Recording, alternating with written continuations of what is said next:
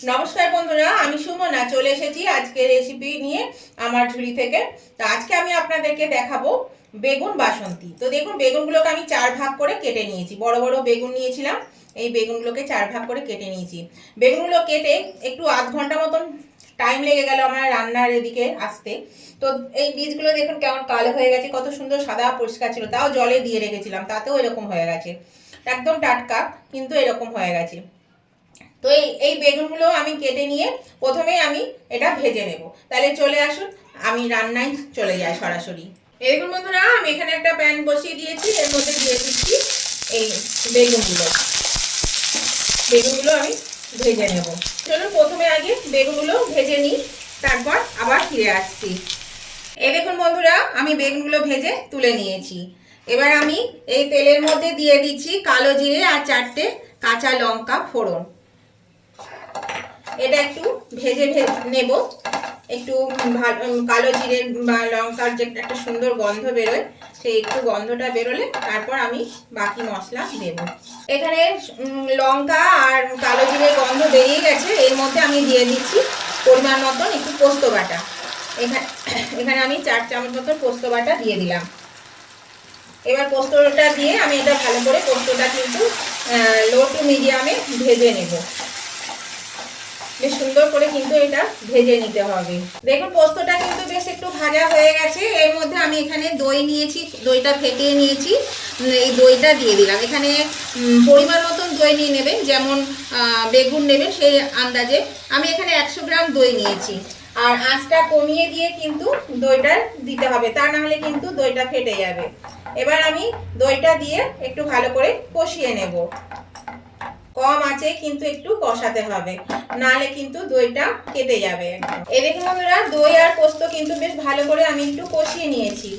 বেশ দেখুন কেমন সুন্দর হয়েছে, একটু ঝুরঝুরে ভাব এসছে, আর মানে তেলটাও বেশ সুন্দরভাবে ছাড়তে শুরু করেছে। এখানে কালো সর্ষেকে আমি পেস্ট করে নিয়েছি, আর একটু ছেঁকে নিয়েছি। এখানে পরিমাণ মতন আমি কালো সর্ষে বাটা দিয়ে দিলাম। এটা দিয়ে এবার আমি একটু নাড়াচাড়া করে নেব। সর্ষে বাটা দিয়ে ভালো করে নাড়াচাড়া করে নিয়েছি। এবার দিয়ে দিলাম নুন পরিমাণ মতন, দিয়ে দিচ্ছি একটু হলুদ, আর দিয়ে দেবো এখানে চিনি আছে, একটু স্বাদ অনুযায়ী মিষ্টি। যেহেতু এটা নিরামিষ, সেই জন্য কিন্তু একটু মিষ্টি দিলে খেতে ভালো লাগবে, সেই জন্য একটু মিষ্টি দিয়ে দিলাম। এবার আমি এটাকে ভালো করে আবার একটু কষিয়ে নেব। আর এখানে নিয়েছি পোস্ত বাটার জল, এই জলটাও আমি এর মধ্যে দিয়ে দিলাম। সর্ষে পোস্ত বাটা যে জল, সেটাও আমি এর মধ্যে দিয়ে দিলাম। নতুন বন্ধু যারা এখনো আমার চ্যানেলটা সাবস্ক্রাইব করেননি, নতুন এসেছেন, ভিজিট করছেন আমার চ্যানেলে, তাদের কাছে আমার অনুরোধ, অবশ্যই কিন্তু আমার চ্যানেলটা সাবস্ক্রাইব করে আমার পাশে থাকবেন, আর পাশে থাকা বেলটা অবশ্যই ক্লিক করে দেবেন। তাহলে আমি যখনই আমার নতুন নতুন ভিডিও আপলোড করব, সাথে সাথে নোটিফিকেশন আপনাদের মোবাইলে পৌঁছে যাবে, আর সবার আগে আপনারা আমার ভিডিও দেখতে পাবেন। আর আমার উভয় বন্ধুদেরকেই বলছি, আজকের এই রেসিপিটা দেখতে দেখতে যদি পছন্দ হয়ে থাকে, তাহলে পরে অবশ্যই কিন্তু লাইক বাটনটা একটু প্রেস করে দেবেন। আপনাদের একটা লাইক আমাকে এগিয়ে নিয়ে যেতে অনেকটা সাহায্য করে। আর যদি ভালো লেগে থাকে, খুব ভালো লেগে থাকে, তাহলে আপনাদের বন্ধু বান্ধব, আত্মীয় স্বজন সকলের কাছে একটু পৌঁছে দেবেন। তার জন্য কি করতে হবে, প্রচুর পরিমাণে একটু শেয়ার করে দেবেন। আর কেমন লাগলো আজকের রেসিপিটা, সেটা জানাতে কমেন্ট করতে একদম ভুলবেন না।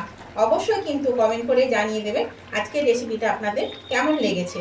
আপনাদের মিষ্টি মিষ্টি কমেন্টগুলো পড়তেও ভালো লাগে, আর আপনাদের একটা কমেন্ট আমাকে পরবর্তী রেসিপি বানাতে অনেকটাই উৎসাহিত করে। তাহলে অবশ্যই কিন্তু নতুন বন্ধুরা সাবস্ক্রাইব করে আমার পাশে থাকবেন, আর পাশে থাকা বেলটা অবশ্যই ক্লিক করে দেবেন। আর উভয় বন্ধুরা লাইক শেয়ার কমেন্ট করতে একদম ভুলবেন না। দেখুন আমি ভেজে রাখা বেগুনগুলো এর মধ্যে দিয়ে দিলাম। আর এটা কিন্তু খেতে ভীষণই ভালো লাগে, আর এটা ভাত বলুন, রুটি, পরোটা সবের সঙ্গে কিন্তু খাওয়া যায়। আর বেগুনগুলো কিন্তু আমার ভাজতে ভাজতেই প্রায় সেদ্ধ হয়ে গেছে, সেই জন্য বেশি কিন্তু এখানে আর ফোটাবো না। একটুখানি মিনিট 2-1-এর জন্য ঢাকা দিয়ে দেব, দিয়ে আমি এটা তুলে নেব। আমি ঢাকনাটা খুলে দিচ্ছি বন্ধুরা। এবার দেখুন এগুলো কিন্তু সব বেগুন একদম নরম হয়ে গেছে, সেদ্ধ হয়ে গেছে। এই যে দেখুন খুব সুন্দর সেদ্ধ হয়ে গেছে। তো এইরকমই গ্রেভিটা থাকবে, কারণ এতে সর্ষে পোস্ত আছে, এটা কিন্তু একদম টেনে নেবে, সেই জন্য এইরকমই আমি রাখবো। এই আঁচটা বাড়িয়ে আমি এবার এটা নামিয়ে নিচ্ছি। তার আগে এখানে আমি একটু সর্ষের তেল দিয়ে দিচ্ছি ওপর থেকে। একটু কাঁচা সর্ষের তেল দিলে খেতে কিন্তু বেশ ভালো লাগে। গ্যাসটা আমি বন্ধ করে দিলাম। এবার আমি এগুলো আস্তে আস্তে তুলে নিচ্ছি। খুব সাবধানে তুলতে হবে, বেগুনগুলো কিন্তু খুব নরম হয়ে গেছে। এরকম একটা একটা করে বেগুন আমি তুলে নিচ্ছি। এই দেখুন বন্ধুরা, আমি নামিয়ে নিয়েছি। দেখুন কত সুন্দর হয়েছে, আর এটা খেতেও কিন্তু খুব ভালো লাগে। এই নিরামিষ বেগুনের এই রেসিপিটা খুবই ভালো লাগে খেতে। তো আপনারা অবশ্যই কিন্তু এইভাবে একবার করে খেয়ে দেখবেন। এই নিরামিষ বেগুন বাসন্তীটা কিন্তু সবের সঙ্গেই খাওয়া যায়, ভাতের সঙ্গেও ভালো লাগে, আবার রুটি পরোটার সঙ্গেও কিন্তু ভীষণ ভালো লাগে খেতে। তো আপনারা অবশ্যই এইভাবে একবার বেগুন বাসন্তী নিরামিষ করে খেয়ে দেখবেন। তো রেসিপিটা ভালো লাগে নতুন বন্ধুরা কিন্তু আমার চ্যানেলটা সাবস্ক্রাইব করে আমার পাশে থাকবেন, আর উভয় বন্ধুরা লাইক শেয়ার কমেন্ট করতে ভুলবেন না। আমি আবার নতুন ধরনের নতুন কোনো ভিডিও নিয়ে চলে আসবো। আজকের মতন আমি এখানেই শেষ করলাম। Tata, bye bye.